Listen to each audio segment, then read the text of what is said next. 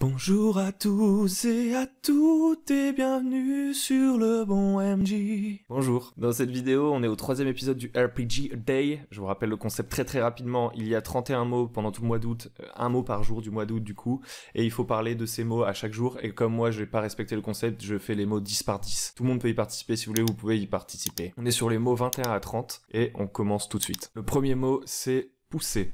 Moi, pousser, ça me fait penser au fait que pour faire avancer votre histoire, vous pouvez soit pousser les joueurs, plutôt leurs personnages, vous pouvez soit les pousser, soit les tirer. C'est-à-dire que soit quand vos joueurs stagnent, soit quand ils partent dans des directions complètement pétées et que vous voulez essayer de les ramener un petit peu vers l'intrigue principale, sans forcément les railroader en mettant des murs et tout, on pourrait dire que vous pouvez soit bloquer vos joueurs, soit les pousser, soit les tirer. Les bloquer, c'est faire un scénario couloir. Vous les empêchez d'exécuter toute décision qui les ferait sortir du scénario. Vous les enfermez, vous les faites capturer par des PNJ. Vous leur mettez une puce qui explose s'ils font pas le bon truc et tout. Enfin bref, vous les bloquez quoi. Vous leur empêchez d'incarner les personnages, de prendre des décisions. Alors que pousser et tirer, moi je pense que c'est les bons trucs. Tirer, c'est donc avec des accroches, c'est-à-dire que vous mettez un bait un peu. Vous mettez un truc qui va accrocher un personnage ou le joueur ou peu importe. Puis si il mord à l'hameçon, ben vous l'emmenez dans une aventure finalement. Donc c'est plutôt l'attirer en fait que le tirer. Alors que pousser, c'est ce dont on parlait un petit peu dans le premier épisode du RPG Day, c'est le fil du rasoir, c'est-à-dire que vous mettez du danger. Vous dites à vos joueurs, si là maintenant vous faites rien, il va se passer ça, qu'est-ce que vous faites? Vous leur mettez la pression pour que l'histoire avance. Donc c'est deux moyens de faire avancer l'histoire.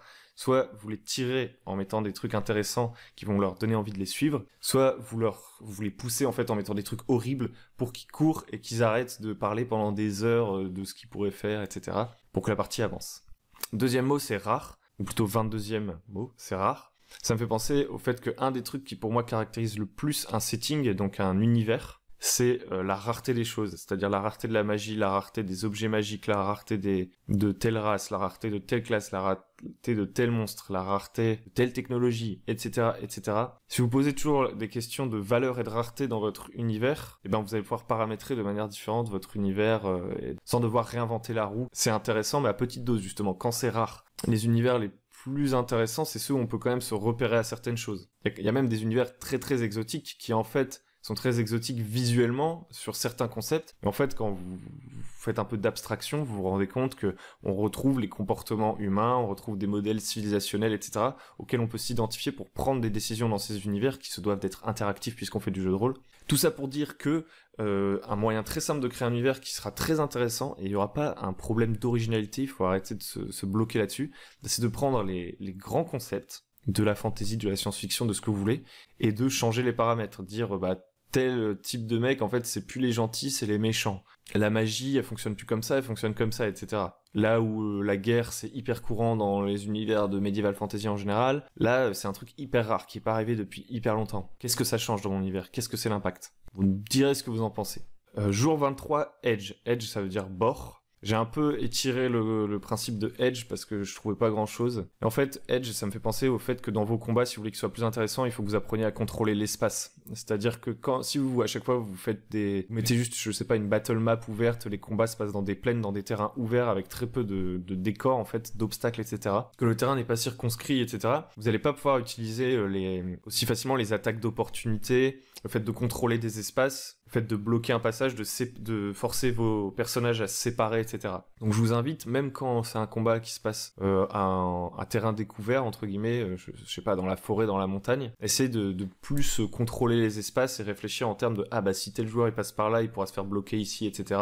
Plutôt que de juste jeter deux camps qui s'affrontent sur un terrain plat en fait. Donc ici c'est plutôt une dimension tactique dont je vous parle évidemment. Si vous êtes quelqu'un de beaucoup plus narratif, theater of the mind, juste décrire ce qui se passe et tout, ça va peut-être pas vous aider beaucoup. Le mot 24 c'est humour. Et l'humour ça me fait pas penser à grand chose à part le fait que même si vous faites des parties très sérieuses, s'il y a une situation qui est humoristique et que tout le monde explose de rire, ne soyez pas celui qui va dire oh les gars c'est un jeu sérieux, arrêtez de rigoler, c'est pas drôle. Si vous faites un lapsus qui est marrant et tout et que ça fait tout le monde part en rigolade, ne les arrêtez pas, laissez-les profiter. Le jeu de rôle c'est de l'émotion finalement. En vrai je sais pas s'il y a beaucoup de gens, je dis ça comme si c'était un conseil de ouf, alors qu'en vrai j'imagine que la plupart des gens ne sont pas tellement serious qu'ils vont empêcher les gens de rigoler, quoi. Je sais pas, dites-moi ce que vous en pensez. Il y a des gens qui vivent le jeu de rôle pour vraiment s'oublier et devenir un personnage. Mais moi, c'est pas ma vision du truc et j'ai pas l'impression que ce soit la vision de mes joueurs. Mes joueurs, ils aiment bien rigoler. Même s'ils aiment bien aussi qu'il y ait des scènes sérieuses, je pense que ça les embêterait que je sois un visage de marbre, etc.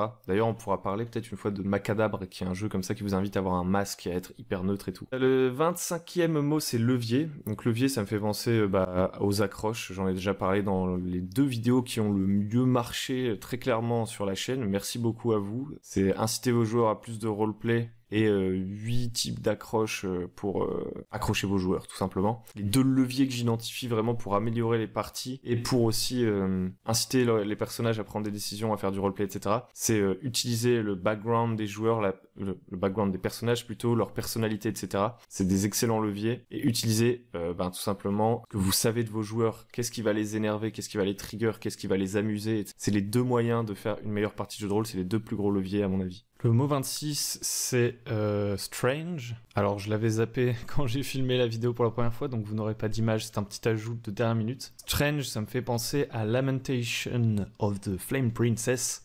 C'est assez difficile à prononcer. C'est un jeu qui s'inscrit dans la tendance OSR, donc old school, qui s'inspire un petit peu des premières versions de Donjons & Dragons, où on est dans de la weird fantasy. Donc c'est-à-dire qu'on est dans un univers médiéval fantastique assez classique de prime abord, c'est-à-dire que on va retrouver les races normales, enfin basiques, genre les petits hobbits, les petits nains, les petits elfes. Mais on va avoir une horreur qui fait plus penser à des choses comme l'appel de Cthulhu, par exemple. Ça va plus être ça la dimension fantastique, et surtout, ça va être des choses très étranges auxquelles vont être confrontés les personnages, ce qui me renvoie à ce que je disais sur la rareté. Ce qui va être intéressant dans ce contexte, c'est que si l'environnement de base, quand vos joueurs sont en ville et tout, leur semble plutôt familier, dès qu'ils vont se retrouver dans les donjons qui sont proposés dans cette gamme, ils vont être un peu perdus. Il va y avoir des créatures qui vont voir leur fonctionnement modifié, il va y avoir des horreurs, etc. Enfin, c'est très intéressant. Et puis les scénarios de la gamme, si je les ai pas tous lus, apportent quand même plein de bonnes idées, notamment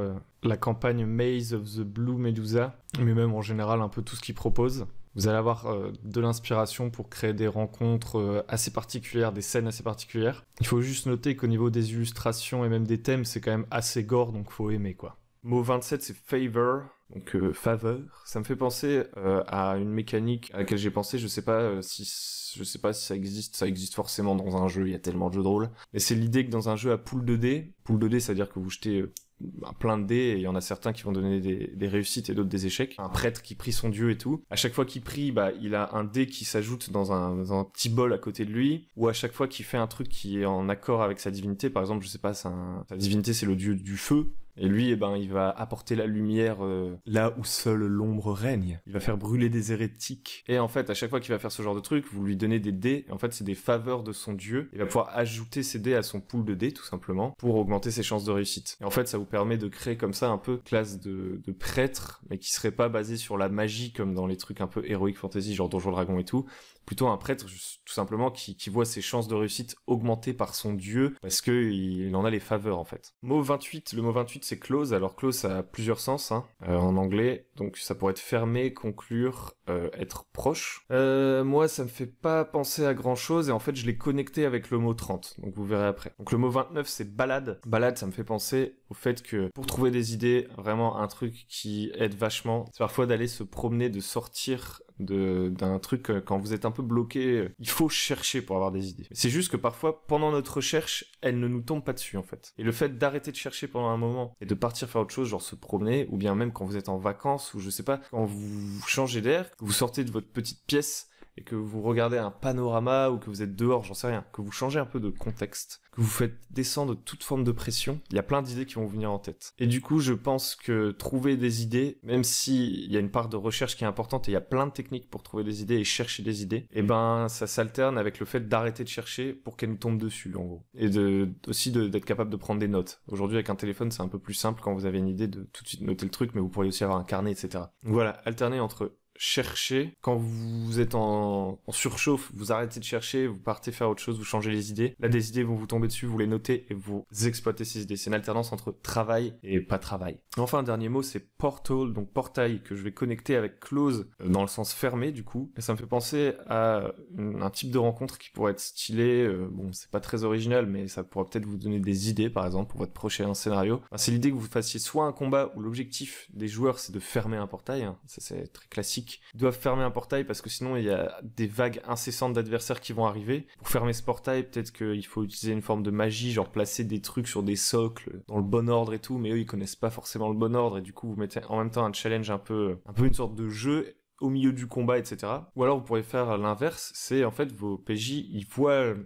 porte qui est en train de se fermer. Genre là pour Coriolis, ce sera parfait, il y aura forcément une scène comme ça dans ma campagne. Et genre t'as le vaisseau qui va décoller, il fait genre décollage dans 8, 9, 6... Je compte dans le désordre. Je suis débile. Mais en gros, genre, il y a je sais pas, le truc d'un vaisseau, la rampe qui est en train de se relever, et eux, ils ont que quelques tours pour l'atteindre. Et genre, il y a plein de trucs qui essayent de les arrêter et tout. Et du coup, c'est un combat, mais ils doivent pas forcément tuer tout ce qui se passe sur leur route, mais plutôt essayer d'arriver avant que les portes ne se referment, tout simplement. Donc voilà, j'espère que ça vous aura donné des idées. Si la vidéo vous a plu, n'hésitez pas à la liker, à vous abonner, à mettre la petite cloche, etc., à vous rendre sur notre site www.lebonmj.com. Et évidemment, je vous invite à aller voir les autres gens qui font le RPG A Day. Je vous invite à y participer si vous le souhaitez, à vous faire vos propres vidéos, j'en sais rien, et à une plus petite échelle si ça vous tente de le faire dans les commentaires comme déjà d'autres gens l'ont fait dans les vidéos précédentes. Voilà, sur ce, je vous dis à très bientôt sur le Bon MJ. Bonne partie, bon mois de septembre, amusez-vous bien.